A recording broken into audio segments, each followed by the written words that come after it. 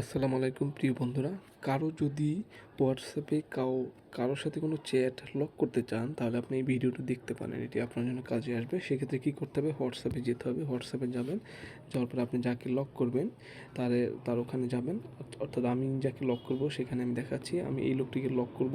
আমি এটার উপর চেপে দিলাম, তারপর উপর 3টা ডট আছে, ডটের উপর ক্লিক করলাম। ক্লিক করার পরে এখানে লক চ্যাট আসলো, লক চ্যাটের উপর ক্লিক করলাম, কন্টিনিউ দেখালো।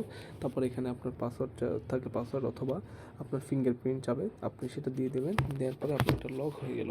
তারপর এটাকে আপনি কীভাবে আবার আনলক করবেন? সেক্ষেত্রে আপনার উপর 3টা ডট এখানে যেতে হবে, যাওয়ার পর সেটিংয়ে যাবেন।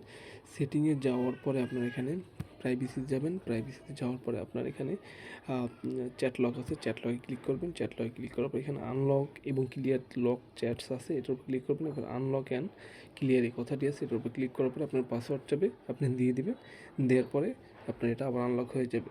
আমি এখানে আনলক করলাম না, যেহেতু এটা আপনি লক করার পর কীভাবে আপনি দেখবেন আনলক ছাড়া এই চ্যাটটা কোথায় আছে।